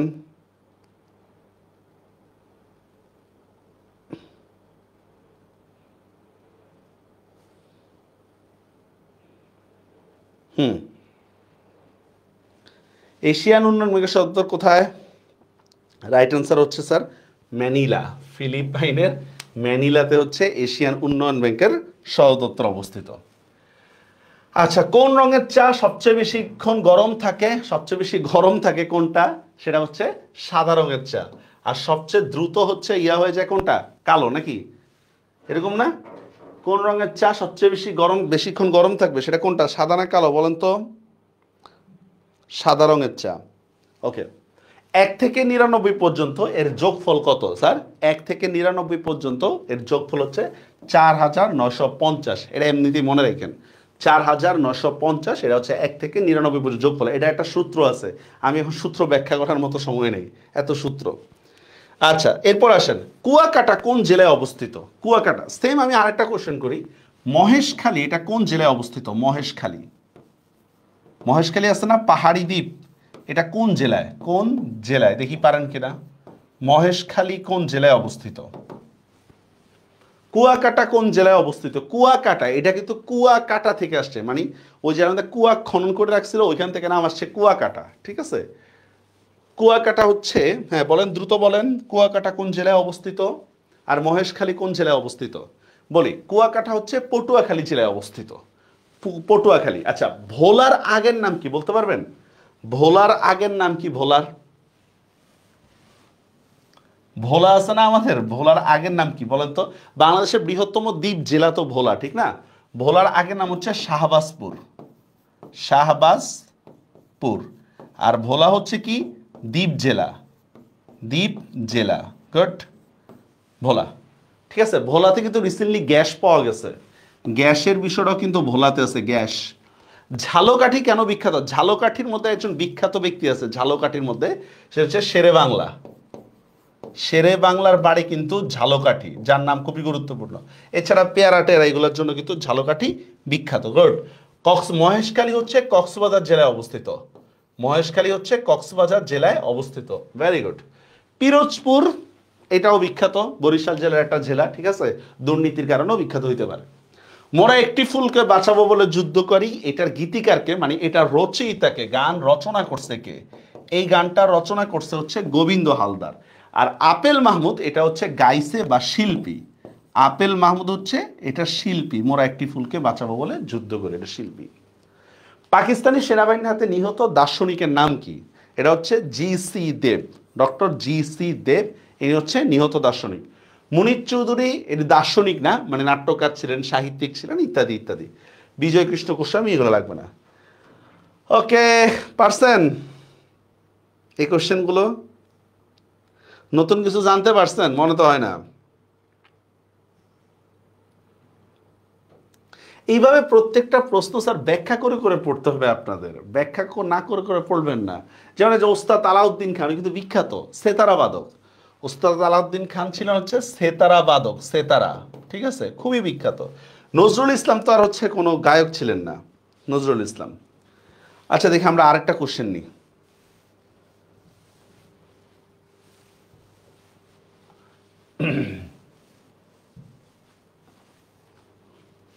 অনেক কিছু জানছেন, এগুলা আপনাদের নিজেদের ব্যাখ্যা করে করে পড়তে হবে, কিন্তু আমার শিক্ষার্থীরা পড়ার সময় পাইতেছে না, তারা খুব হতাশ। আমি যদি এখন ধরি তাহলে আরো বেশি হতাশা দেখা দিবে। ওকে, এবার দেখি আমরা পরের কোশ্চেনটা দেখি আমরা। হ্যাঁ, দেখেন স্বরবর্ণের প্রাথমিক রূপ কোনটা, এগুলা করবেন কিভাবে? দেখেন, আপনি মনে করেন প্রাথমিক রূপ কাকে বলে এটা জানিনি না, আমি প্রাথমিক রূপ কাকে বলে জানি না, আমরা দেখব হচ্ছে কোন জিনিসটা ব্যতিক্রম। আমরা কি দেখব? ব্যতিক্রমী অপশন কোনটা। তো দেখেন ব্যতিক্রমীর মধ্যে দীর্ঘই আর দীর্ঘ এটা কার হিসাবে আসছে, ঠিক না? রিকার, এটা পূর্ণরূপ হিসাবে আসছে। আর সবগুলো এটা তো আর ইয়া হইতে পারে না, দেখুন সবগুলো তো আর একরকম হইতে পারে না। প্রাথমিক রূপ মানে হচ্ছে পূর্ণ রূপ। এখন মনে করেন আপনি পরীক্ষার হলে জানেনই না যে প্রাথমিক রূপ কাকে বলে, তখন আমি দেখব অপশনের মধ্যে আমার ব্যতিক্রম অপশন কোনটা, ওইটা আমি অ্যান্সার করব। তাহলে রাইট অ্যান্সার কোনটা হবে? রাইট অ্যান্সার হচ্ছে রি। রাইট অ্যান্সার হচ্ছে আমাদের রিটা হচ্ছে স্বরবর্ণের প্রাথমিক রূপ, বা আমরা বলতে পারি হচ্ছে পূর্ণরূপ। বুঝা গেছে এই বিষয়টা? বুঝতে পারছেন? আচ্ছা, হ্যাঁ, আসলে আমি যদি কোশ্চেন নিয়ে আপনাদের প্রচুর হতাশা বাড়বে, নিশ্চিত থাকেন। কারণ আপনাদের গোড়ায় হাত দিব আমি আপনাদেরকে, তখনই হচ্ছে ঝামেলাটা। গোড়ায় হাত দিলেই ঝামেলা। একজনে ধরছিলাম, পরে হতাশ হয়ে গেছে, থাক। এবার দেখেন, এসব হচ্ছে পাকিস্তানের ইন্টারনাল অ্যাফেয়ার, এই উক্তিটা কার? এসব হচ্ছে পাকিস্তানের ইন্টারনাল অ্যাফেয়ার। এখানে হ্যাঁ, এখানে এসব বলতে কি বলেন তো? মানুষ হত্যা, মানুষ হত্যা, বলেন তো এটা কার উক্তি ছিল? মানুষ হত্যার এটা কার উক্তি ছিল? এসব হচ্ছে পাকিস্তানের ইন্টারনাল। পিয়ন, চা দোকানদার, কিসিঞ্জার, নুরুল হুদার কলিগ, কি হবে অ্যান্সার? পিয়ন, চা দোকানদার, নুরুল হুদার কলিগ, কি হবে অ্যান্সার? কে বলতে পারবেন? কে বলতে পারবেন কোনটা হবে অ্যান্সার? রাইট অ্যান্সার হচ্ছে কিসিঞ্জার সাহেব। মনে রাখবেন এই কিসিঞ্জার 1973 সালে কিন্তু নোবেল পাইছিল, নোবেল, কিসিঞ্জার। আর এই হচ্ছে তখনকার সময়ের আমেরিকার পররাষ্ট্রমন্ত্রী ছিল, পররাষ্ট্রমন্ত্রী ছিল কিন্তু এই কিসিঞ্জার সাহেব, হেনরি কিসিঞ্জার, হেনরি কিসিঞ্জার, ঠিক আছে। এরপর আসেন, উপসর্গের প্রাধান্য পাওয়া যায় কোন সমাসে? এটা খুবই সহজ বিষয়। উপসর্গের প্রাধান্য পাওয়া যায় কোন সমাসে? তৎপুরুষ, অব্যয়ীভাব, বহুব্রীহি, কর্মধারয়, কি হবে অ্যান্সার? উপসর্গের প্রাধান্য পাওয়া যায় কোন সমাসে? তৎপুরুষ, বহুব্রীহি, অব্যয়ীভাব, কর্মধারয়। আমরা জানি অব্যয়ীভাব সমাস উপসর্গ ছাড়া হয় না, মানে সাধারণত ম্যাক্সিমাম ক্ষেত্রে উপসর্গ হয়, এটাই। তাহলে রাইট অ্যান্সার হবে অব্যয়ীভাব, রাইট অ্যান্সার। আরমারি থেকে আলমারি কোন নিয়মে সম্পূর্ণ হয়েছে? আরমারি থেকে আলমারি, দেখেন এখানেও চারটা ধ্বনি আছে, মানে চারটা, এখানেও চারটা, তার মানে দেখেন সংখ্যায় কোনো কমে নাই, যেহেতু সংখ্যা কমে নাই তার অন্তর্ভুক্তি না। সমীভবনের মধ্যে দুইটা ভিন্ন ধ্বনিকে আমরা এক করে ফেলি, এখানে দুইটা ভিন্ন ধ্বনি এক হয় নাই, তাহলে এটাও না। বিষমীভবনের মধ্যে আমরা দুইটা সেম উচ্চারণ থেকে একটাকে বিলুপ্ত করে দিই, তাহলে এটাও না। রাইট অ্যান্সার হচ্ছে ব্যঞ্জন বিকৃতি। ব্যঞ্জন বিকৃতি কাকে বলে? যেখানে সংখ্যা সমান থাকবে, সংখ্যা সমান থাকবে কিন্তু যে কোনো একটা ধ্বনি পরিবর্তন হয়ে যাবে। ফর এক্সাম্পল কপাট থেকে কবাট, মনে আছে? আসো থেকে আহো, আহো, টাকা থেকে টাহা, এগুলা না। বিষয়ীভবন না, রাইট আনসার হচ্ছে ব্যঞ্জন বিকৃতি, পারিলেন না। সাপের খোলস, এটার অর্থটা কি বলেন? সাপের খোলস, হ্যাঁ, এইটার বাংলাটা কি বলতে পারবেন কেউ? হ্যাঁ, সাপের খোলস, এটার বাংলা হচ্ছে নির্মুখ, নির্মুখ। অর্জিন কি এখন আপনারা বের করবেন স্যার? ক্রন্দুষী কাকে বলে, অর্জিন কাকে বলে? যেমন বাঘের ছাল, একটা কথা আছে কিন্তু, বাঘের ছালকে কি বলে? এটা আমরা এক কথায় প্রকাশ থেকে পড়ে নেব। এক কথায় প্রকাশ, এটা পরীক্ষার জন্য খুবই গুরুত্বপূর্ণ। এক কথায় প্রকাশ। এরপর আসেন, মস্যাদার শব্দের সন্ধি বিচ্ছেদ কোনটা? মস্যাদার শব্দের সন্ধি বিচ্ছেদ কোনটা? এখন এখানে একটা প্যাচ লাগাই আপনাদেরকে। প্যাচটা হচ্ছে ফার্স্টে বাদ দিব কিভাবে দেখেন। মস্যাদার এখানে কোনো খণ্ড তো নাই, অথচ এখানে খণ্ড তো আছে, তার মানে এটা বাদ। ভালো কথা। এরপর দেখেন, এখানে দেখেন একটা চন্দ্রবিন্দু আছে, অথচ এখানে চন্দ্রবিন্দু নাই, তাহলে এটাও বাদ, বাদ। এখন দেখেন, মসিযোগ আধার, মসিযোগ আধার দুইটাই তো সেম, শুধু রস্বীকার আর দীর্ঘিকার লাগছে প্যাচ। শুধু কি রস্বীকার আর দীর্ঘিকারের মধ্যে পার্থক্য। এখন আমাদের একটা জিনিস মনে রাখতে হবে স্যার, বাংলা একাডেমির বানান নিয়ম অনুসারে যে সকল শব্দের বানান রস্বীকার এবং দীর্ঘিকার দুইটাই রাইট, সেই ক্ষেত্রে আমাদেরকে রস্বীকার দিতে হবে। আবারও বলতেছি, যে সকল শব্দের বানান রস্বীকার দীর্ঘিকার দুইটাই রাইট, সেই ক্ষেত্রে আমাদেরকে রস্বীকার দিতে হবে। তাই রাইট আনসার হবে এখন এইটা, মসি যোগ আধার, মসি যোগ আধার, এটা হবে রাইট আনসার। মাসি পিসির কাঁথাটা ছিল কেমন বলেন তো? মোটা, ছেঁড়া, মলিন, সবগুলোই। দেখেন আপনি সবগুলা দিতেই পারবেন না, কেন ভাই? কাঁথা আবার মলিন হয় নাকি? তাহলে এটা বাদ। কাঁথা তো আর মলিন হইতে পারে না, সফট, এরকম তো আর কাঁথার বিষয় না। ছেঁড়া, মোটা, বলেন কি হবে? কোনটা হবে অ্যান্সার? মাসি পিসির কাঁথাটা কি ছিল? রাইট অ্যান্সার হচ্ছে মোটা, রাইট আনসার হচ্ছে, ঠিক আছে। আর ছেঁড়া বইটুই নিয়ে যাওয়ার কথা আছে হচ্ছে আমাদের বিলাসী গল্পের মধ্যে। মাথার নিচে মলিন বালিশ, এটা হচ্ছে আমাদের আহ্বান গল্পের মধ্যে আছে, মাথার নিচে মলিন বালিশ। এরপর আসেন, প্লাটিনাম জয়ন্তী কাকে বলে? এটাও এক কথায় প্রকাশ থেকে আসছে, এইটা এক কথায় প্রকাশ থেকে আসছে, ঠিক আছে। প্লাটিনাম জয়ন্তী, প্লাটিনাম জয়ন্তী হচ্ছে 75 বছর বয়স, 75 বছর বয়স। কেউ 70 বলতে পারে। এখন আপনার বের করতে হবে স্যার, রজত জয়ন্তী কত বছর বয়সে বলেন? রজত জয়ন্তী আছে না, এটা হীরক জয়ন্তী কত বছর বয়সে, এগুলা বের করেন। স্যার বলেন 25 বছর পূর্তি উপলক্ষে কোন অনুষ্ঠানটা হয়? 50 বছর পূর্তি উপলক্ষে কোন অনুষ্ঠানটা হয়? কে বলতে পারবেন? তাড়াতাড়ি বলেন। 50 বছর পূর্তি উপলক্ষে কোনটা হয়? 25 বছর পূর্তি উপলক্ষে রজত জয়ন্তী, সুবর্ণ জয়ন্তী আছে না, স্বাধীনতার সুবর্ণ জয়ন্তী। তাহলে 50 বছর হলে কি হবে? সুবর্ণ জয়ন্তী, ঠিক আছে। এটা হচ্ছে রজত জয়ন্তী, ঠিক আছে, রজত। এটা হচ্ছে হীরক জয়ন্তী, এলিজাবেথের ছিল হীরক জয়ন্তী। মনে আছে বাহে শব্দের অর্থ কি? এইটা আমরা ফুল সিলেবাস থেকে দিচ্ছি। বাহে, এটা হচ্ছে নুরুল দিনের কথা মনে পড়ে যায়, এখান থেকে দিছি নুরুল দিনের কথা, ঠিক আছে। নুরুল দিনের কথা মনে পড়ে যায়।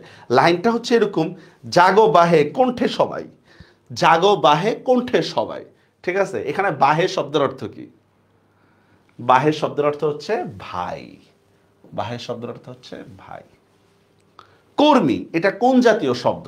কর্মী পুরুষবাচক, স্ত্রীবাচক, উভয়বাচক, নারী, কোনোটাই না। কি হবে অ্যান্সার? কর্মী কোন বাচক শব্দ? পুরুষবাচক, স্ত্রীবাচক, উভয়বাচক, কোনোটাই না। কি হবে অ্যান্সার? রাইট অ্যান্সার হচ্ছে উভয়বাচক। এটা কি পুরুষকেও বুঝায়, নারীকেও বুঝায়, ঠিক না? উভয়বাচক শব্দ। বাহে শব্দের অর্থ ভাই, বাহে শব্দের অর্থ ভাই। ও বাপু, এখানে তো বাপু নাই তিশা, এখানে তো বাপু নাই, বাপু মানে তো ভাই। 1 সেকেন্ড থামতে হয় কোথায় বলেন তো? দাঁড়ি, সেমিকোলন, হাইফেন, কমা। 1 সেকেন্ড, দেখেন থামার সর্বোচ্চ মেয়াদি কিন্তু 1 সেকেন্ড।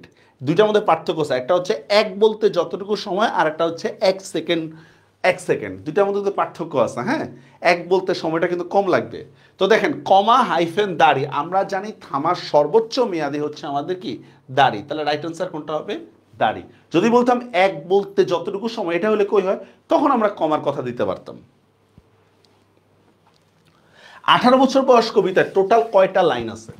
18 বছর বয়স কবিতায় 36, 30, 32, 28, কি হবে?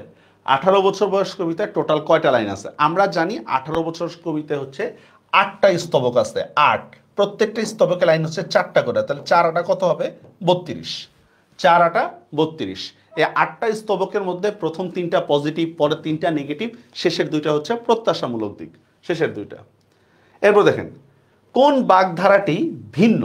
এখানে বলতেছে কোন বাগধারা ভিন্ন। দেখেন কলা দেখানো মানে হচ্ছে ফাঁকি দেওয়া, ফাঁকি, ঠিক আছে? আমরা জানি না, ধরেন লবঢঙ্কা মানে হচ্ছে ফাঁকি দেওয়া, ঠিক আছে? গন্ডায় আন্ডা দেওয়া, ঠিক আছে? গন্ডায় আন্ডা দেওয়া, এইটাও ফাঁকি বোঝায়। রাইট অ্যান্সার হচ্ছে উলু খাগড়া। উলু খাগড়া মানে হচ্ছে বিশৃঙ্খল টাইপের অবস্থা, বুঝতে পারছেন? উলু খাগড়া রাইট অ্যান্সার। ফ্রন্টিয়ার এই শব্দের পরিভাষা কোনটা? ফ্রন্টিয়ার আদিবাসী, বাণিজ্য, সীমান্ত, পাক্ষিক। পাক্ষিক মানে বুঝেন 15 দিন অন্তর অন্তর যে একটা পত্রিকা বা সাময়িকী বের হলে সেটাকে বলি আমরা পাক্ষিক, ঠিক আছে? তাহলে রাইট অ্যান্সার হচ্ছে সীমান্ত। ফ্রন্টিয়ারের বাংলা হচ্ছে সীমান্ত। আপনাকে অবশ্যই কিন্তু হচ্ছে পরিভাষাগুলো পড়ে নিতে হবে, পরিভাষা। নিচের কোনটি অপপ্রয়োগের উদাহরণ নয়? অপপ্রয়োগ মানে বুঝছেন তো, বাহুল্য, দোষ, সামথিং ইত্যাদি। যেমন দেখেন অশ্রু মানে চোখের পানি, আবার জল, তার মানে এটা একটা অপপ্রয়োগের উদাহরণ, এটা বাদ। একত্রিত, দেখেন একত্র শব্দের মধ্যেই তো একত্রিত চলে আসছে, তাহলে আবার একত্রিত বলার দরকার কি? তাহলে একত্রিত এই বানানটাও ভুল। সস্ত্রিক হয় না, হয় হচ্ছে সস্ত্রিক। আপনাদের দেখবেন অপপ্রয়োগের যে ক্লাসটা আছে ওটার মধ্যে দেখবেন সস্ত্রিক। কিছু কিছু জিনিস আছে যেটা নিজের বলে দাবি করতে হয় না। আমি আমার নিজের বউরে নিয়ে গেছে, তো তুই বেটাকে অন্যের বউরে নিয়ে যাবি নাকি? হ্যাঁ, এরকম। রাইট আনসারটা হচ্ছে বিভীষণ। এখানে কিন্তু কোনো অপপ্রয়োগ হয় নাই, বিভীষণ। এরপরে দেখি আমরা এবার জিকে। এবার জিকে বাংলা তাও পারা যায়, জিকে আসলেই খারাপ লাগে নাকি? দ্য সোশ্যাল কন্ট্রাক্ট, সামাজিক চুক্তি মতবাদ, হ্যাঁ, এই গ্রন্থের লেখককে? দ্য সোশ্যাল কন্ট্রাক্ট এই বইয়ের লেখককে কে বলতে পারবেন? দ্য সোশ্যাল কন্ট্রাক্ট বইয়ের লেখককে?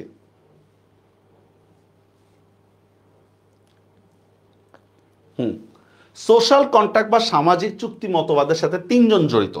হবস, তারপর হচ্ছে রুশো, আর একটা হচ্ছে John Locke. Hobbes, Rousseau, Locke. আমি লিখে দিচ্ছি, হবস, রুশো, জন লক, ঠিক আছে? আপনারা পৌরনীতি যারা পড়ছেন তারা জানেন। এই দেখেন এর মধ্যে হবসের নাম আছে, আছে রুশো। আচ্ছা, রাইট অ্যান্সার হচ্ছে রুশো, একটু মনে রাখেন, আর কিছু লাগবে না। রাইট অ্যান্সার হচ্ছে রুশো। ইন্টারপোল এর সদর দপ্তর কোথায়? এটা তাহলে ইন্টারন্যাশনাল অর্গানাইজেশন থেকে নেওয়া হয়েছে। ইন্টারপোল, ইন্টারপোলে কি করে? আসামিদের বিরুদ্ধে রেড অ্যালার্ট বা এই কাজগুলো করে। ইন্টারপোলের সদর দপ্তর কোথায় বলেন তো, কে বলতে পারবেন ইন্টারপোলের সদর দপ্তর?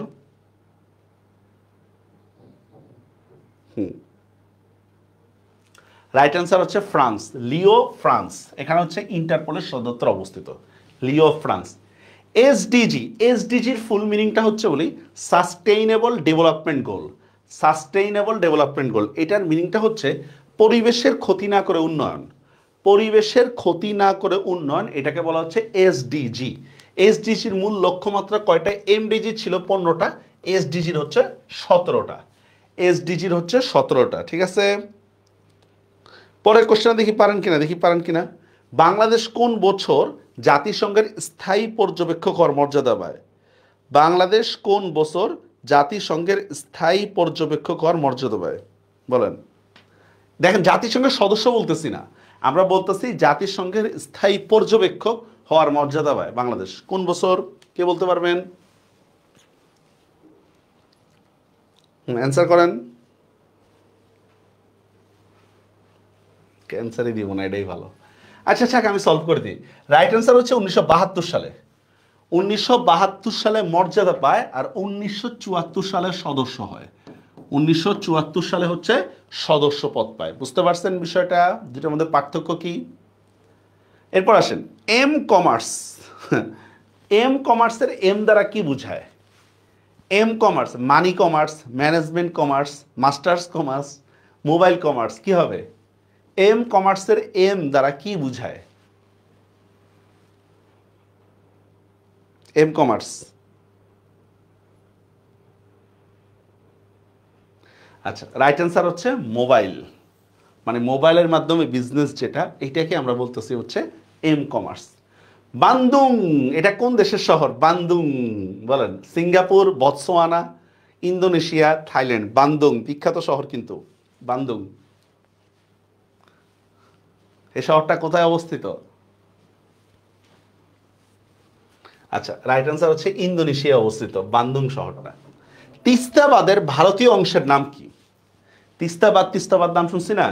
এটার ভারতীয় যে অংশটা এটার নাম কি? ডালিয়াবাদ, বরাকবাদ, করতোয়া, গজলডোবা, কি হবে অ্যান্সার? তিস্তাবাদের ভারতীয় অংশের নামটা কি? ডালিয়াবাদ, বরাকবাদ, বরাক হচ্ছে মেঘনা নদীর ইয়েতে, করতোয়া, গজলডোবা, কি হবে অ্যান্সার? আচ্ছা, রাইট অ্যান্সার হচ্ছে গজলডোবা। পরের কোশ্চেন, সত্যেন্দ্রনাথ দত্ত এ কে ছিলেন? সত্যেন্দ্রনাথ দত্ত ইনি কে ছিলেন? পদার্থবিদ, কবি, হচ্ছে রাজনীতিবিদ, আর হচ্ছে কি কি বলে এটাকে, বিজ্ঞানী। মনে রাখবেন দুইটা নাম কিন্তু আলাদা। যদি আমি বলি সত্যেন্দ্রনাথ বসু, দত্ত না দিয়ে লিখলাম বসু যদি দিই, তাহলে সে হবে বিজ্ঞানী। বোজন পার্টিকেল, বোজন পার্টিকেল কেমিস্ট্রির মধ্যে আছে কিন্তু, ঠিক আছে? এনার বই আইনস্টাইন কিন্তু জার্মান ভাষায় অনুবাদ করে বিশ্বে প্রচার করছে এই সত্যেন্দ্রনাথ বসুর কথা, ঠিক আছে? আর এখানে বলা হচ্ছে সত্যেন্দ্রনাথ দত্তের কথা বলা হচ্ছে। সত্যেন্দ্রনাথ দত্ত ছিলেন একজন ছন্দের জাদুকর বা কবির কথা আমরা বলতেছি। সত্যেন্দ্রনাথ দত্ত ছিলেন একজন কবি। আসেন কেউ?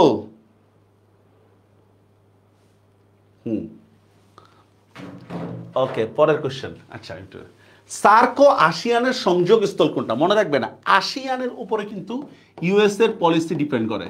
ইউএসএ, এশিয়ার মধ্যে ইউএস এর পলিসি ডিপেন্ড করে হচ্ছে আসিয়ানের উপরে, ঠিক আছে? তার মানে আমার সার্ক ও আসিয়ান, মানে আমার এমন একটা কান্ট্রির নাম দরকার যেটা কি সার্ক ও আসিয়ানের সংযোগ, মানে দুইটার মধ্যেই থাকবে এমন না। তো এখন দেখেন আমরা জানি ভারত, আফগানিস্তান, মালদ্বীপ তিনোটাই সার্কের মধ্যে আছে, ঠিক আছে? এটা অ্যাকসেপ্টেবল না। রাইট অ্যান্সার হচ্ছে মিয়ানমার। মিয়ানমার কিন্তু সার্কের অন্তর্ভুক্ত না, কিন্তু আসিয়ানের অন্তর্ভুক্ত। বলছিলাম না যে দক্ষিণ এশিয়ার যে দেশটা কি, যে দক্ষিণ এশিয়া অবস্থিত অথচ সার্কের অন্তর্ভুক্ত না, এটাই হচ্ছে মিয়ানমার। বাংলাদেশে একমাত্র পানি বিদ্যুৎ উৎপাদন কেন্দ্র কোথায়? জলবিদ্যুৎ কেন্দ্র। এটা ইজিলি আপনারা পারবেন। সিদ্ধিরগঞ্জ, আশুলিয়া, ঘোড়াশাল, তারপর হচ্ছে কি কাপ্তাই। ঘোড়াশালে বিদ্যুৎ কেন্দ্র আছে, আশুলিয়াতে বিদ্যুৎ কেন্দ্র নাই আমার জানা মতে, ঠিক আছে? রাইট অ্যান্সার হচ্ছে কাপ্তাই জলবিদ্যুৎ কেন্দ্র। রাইট অ্যান্সার কোনটা? কাপ্তাই জলবিদ্যুৎ কেন্দ্র। কোন বিজ্ঞানী রোগ জীবাণু তত্ত্ব আবিষ্কার করেন? রোগ জীবাণু তত্ত্ব কে বলতে পারবেন?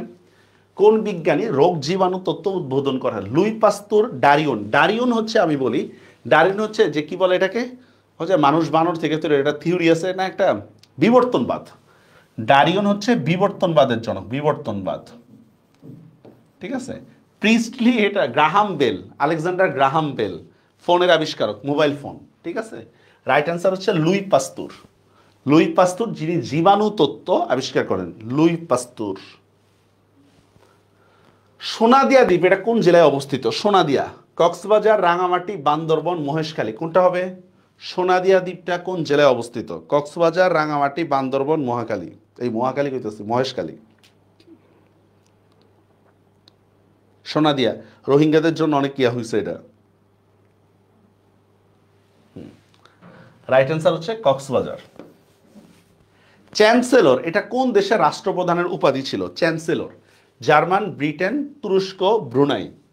চ্যান্সেলর এটা কোন দেশের রাষ্ট্রপ্রধানের উপাধি ছিল? আপনারা বিশ্বযুদ্ধের ক্লাসের মধ্যে পাইছিলেন, এটা পাইছিলেন, চ্যান্সেলর উপাধি পায়, বলতে পারবেন?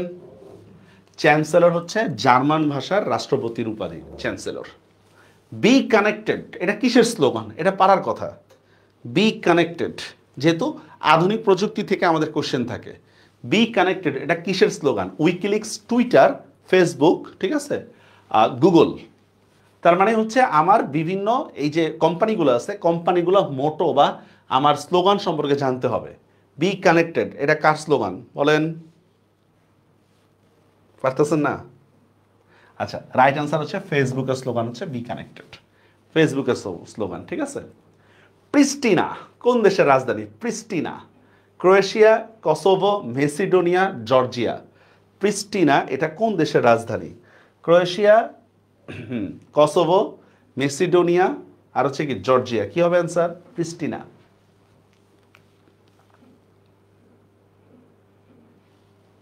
এর হচ্ছে কসোভো। কসোভোর স্বীকৃতি নিয়ে কিন্তু কোশ্চেন আছে, কিন্তু কসোভোর স্বীকৃতি নিয়ে কিন্তু কোশ্চেন আছে। বাংলাদেশ স্বীকৃতি দিবে নাকি দিবে না এটা নিয়ে কিন্তু অনেক কোশ্চেন চলতেছে, এটা একটু মনে রাখেন, ইম্পর্টেন্ট। হ্যাঁ, এটা নিয়ে বিতর্ক আছে কিন্তু। কসোভো। হাইড্রোফোনিক এটা মানে কি? হাইড্রোফোনিক মানে কি? অর্থ লেনদেনের মাধ্যম, বাতাসের ওজন স্তর, মাটি ছাড়া ফসল উৎপাদন, কোনটা হবে? হাইড্রোফোনিক মানে কি? এটা কিন্তু এই যে সায়েন্স ফেস্ট হলো যে কয়দিন আগে ঢাবিতে, এটা কিন্তু ফোকাস করছিল, এটা হাইড্রোফোনিক। অর্থ লেনদেনের মাধ্যম, বাতাসের ওজন স্তর, মাটি ছাড়া ফসল উৎপাদন, কোনটা হবে? রাইট অ্যান্সার হচ্ছে মাটি ছাড়া ফসল উৎপাদন। মাটি ছাড়া ফসল উৎপাদন। আমার মনে হয় আর আপনাদের কাছ থেকে রাইট অ্যান্সার নেওয়া দরকার নেই, আমি অ্যান্সারগুলো বলে দিলে আপনারা খুশি যে স্যার আর লাগতেছে না, থাক। কোন আমল থেকে বাংলার রাজনৈতিক ইতিহাস জানা যায়? কোন আমল থেকে বাংলার ধারাবাহিক রাজনৈতিক ইতিহাস জানা যায়? মানে কার পরে কে, কার পরে কে, এভাবে। যেমন মৌর্য এবং পালের মধ্যে কিন্তু একটা গ্যাপ আছে, মৌর্য এবং পালের মধ্যে, ঠিক আছে? তা এরকম মৌর্য গুপ্তের মধ্যে, গুপ্তের পরেও একটা গ্যাপ পাওয়া যায়। কি হবে অ্যান্সার বলেন তো? কোন আমল থেকে বাংলার রাজনৈতিক ইতিহাস জানা যায়? হ্যাঁ, পাল আমল থেকে বাংলার রাজনৈতিক ইতিহাস জানা যায়, রাইট। বাংলাদেশ থেকে জমিদারি প্রথা বিলুপ্ত করা হয় কত সালে? জমিদারি প্রথা বিলুপ্তের মধ্যে অন্যতম ভূমিকা রাখেন হচ্ছে শেরে বাংলা। অন্যতম ভূমিকা রাখছেন হচ্ছে শেরে বাংলা। বলেন, বাংলাদেশ থেকে জমিদারি প্রথা বিলুপ্ত হয় কত সালে? 1950, 54, 47, 35। কি হবে অ্যান্সার? জমিদারি প্রথা বিলুপ্ত হয় কত সালে? রাইট অ্যান্সার হচ্ছে 1950 সালে। প্রজাস্বত্ব আইন, নাম শুনছেন? প্রজাস্বত্ব আইন, এটার মাধ্যমে হচ্ছে জমিদারি প্রথা বিলুপ্ত হয়। এবারে পরীক্ষার জন্য শেরে বাংলা, মাওলানা ভাসানী খুবই গুরুত্বপূর্ণ। শেরে বাংলা, মাওলানা ভাসানী খুবই গুরুত্বপূর্ণ। বিদেশি হওয়া বাংলাদেশের মুক্তিযুদ্ধতে প্রত্যক্ষভাবে যুদ্ধ করছে কে? বিদেশি হয়েও বাংলাদেশের মুক্তিযুদ্ধে প্রত্যক্ষভাবে যুদ্ধ করছিল কে? কে বলতে পারবেন?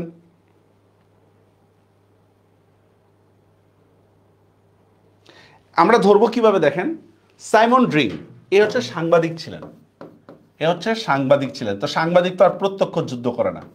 আদ্রে মায়ারা ভেরিনিস এত ইম্পর্টেন্ট না, রাইট অ্যান্সার হচ্ছে ওয়ার্ডারল্যান্ড। এদিকে তো ট্রেনিংও দিছে, এনি ট্রেনিংও দিছে, কিন্তু বুঝতে পারছেন, বাটা সিগন্যালের এখানে বাংলাদেশিদেরকে ট্রেনিংও দিছে। দেশের একমাত্র অর্গানিক চা বাগান কোনটা? অর্গানিক চা বাগান কোনটা হবে? হ্যাঁ, ওয়ার্ডারল্যান্ড, রাইট। শ্রীমঙ্গল, সিলেট, চট্টগ্রাম, পঞ্চগড়, কি হবে অ্যান্সার? অর্গানিক চা বাগানটা কোথায়? শ্রীমঙ্গল, সিলেট, চট্টগ্রাম, চা তার পঞ্চগড়। মনে রাখবেন, চা নিলাম কেন্দ্র এটা ফার্স্ট হয় কিন্তু চট্টগ্রাম। চা নিলাম কেন্দ্র, ঠিক আছে, এটা ফার্স্ট হয় কিন্তু চট্টগ্রামে, অথচ চা পাওয়া যায় কিন্তু শ্রীমঙ্গলে, ঠিক আছে। রাইট অ্যান্সার হচ্ছে পঞ্চগড়। রাইট অ্যান্সার হচ্ছে পঞ্চগড়। রামসাগর দিঘি এটা কোথায় অবস্থিত? রামসাগর দিঘি কোথায়? খুলনা, দিনাজপুর, রংপুর, বাগেরহাট। রামসাগর দিঘি কোথায় অবস্থিত? খুলনা, দিনাজপুর, রংপুর, বাগেরহাট। কি হবে অ্যান্সার? রাইট অ্যান্সার হচ্ছে দিনাজপুর। Right answer. কোন দেশ আফ্রিকা মহাদেশের অন্তর্ভুক্ত নয়? কোন দেশ আফ্রিকা মহাদেশের অন্তর্ভুক্ত নয়? Morocco, Libya, Tunisia, Yemen. কোন দেশটা আফ্রিকা মহাদেশের অন্তর্ভুক্ত না? কে বলতে পারবেন এই চারটা দেশের মধ্যে কোনটা?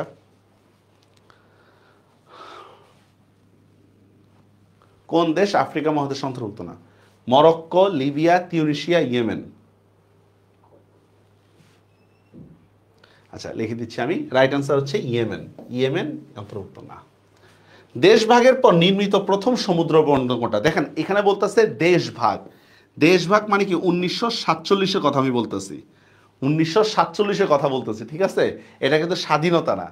দেশভাগের পর নির্মিত প্রথম সমুদ্র বন্দর কোনটা? কে বলতে পারবেন?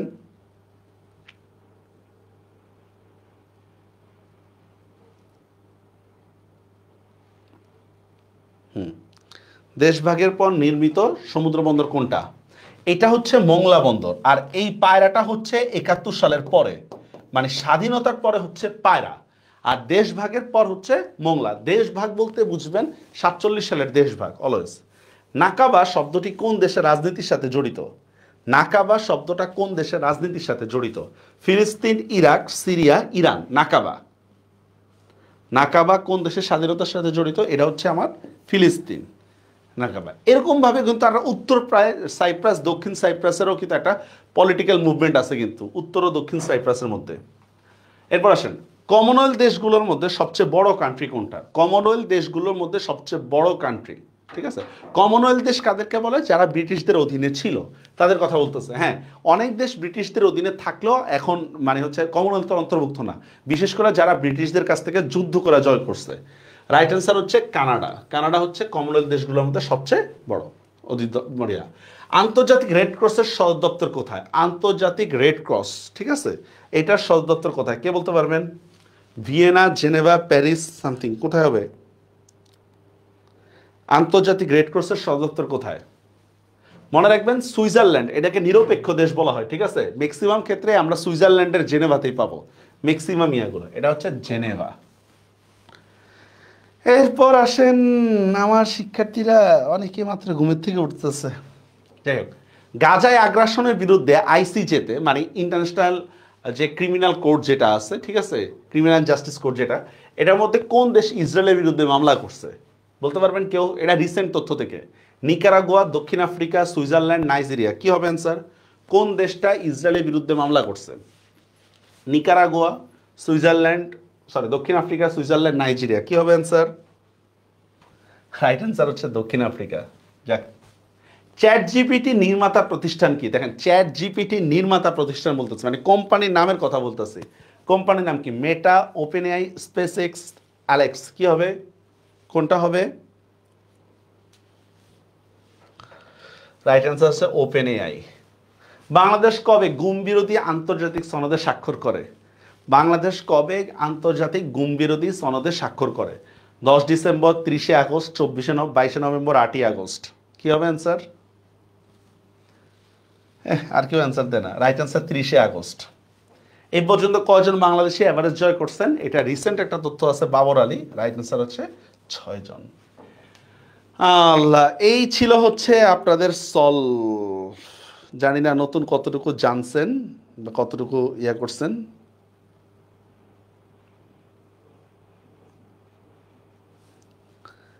জানছেন এরকম সলভ ক্লাসকে আরো নিব কি? উপস্থিত না থাকলে তো লাভ নাই। সলভ ক্লাসগুলো যদি আর এইভাবে আমরা যেভাবে ব্যাখ্যা করছি এইভাবে ব্যাখ্যা করে আপনাদের পড়তে হবে স্যার।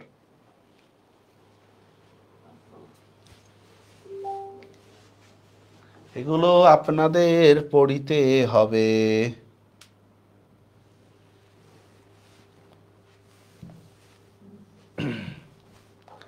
ঠিক আছে, তার আজকে এতটুকুই রইল। ইনশাল্লাহ দেখা হইতে পারে সামনের কোনো ক্লাসে। সবাই ভালো থাকিবেন, বেশি করে পড়েন স্যার, হতাশা লাভ নেই। লেখাপড়া না করে হতাশা দেখায় কোনো লাভ নেই, এটা মনে রাখেন। আপনাদের পড়া আমার মন মতো হয়নি, এখন আপনারা বলবেন তো আপনার পড়া তো আমাদের মন মতো হয়নি। ঠিক আছে স্যার, সবাই ভালো থাকবেন, আল্লাহ হাফেজ।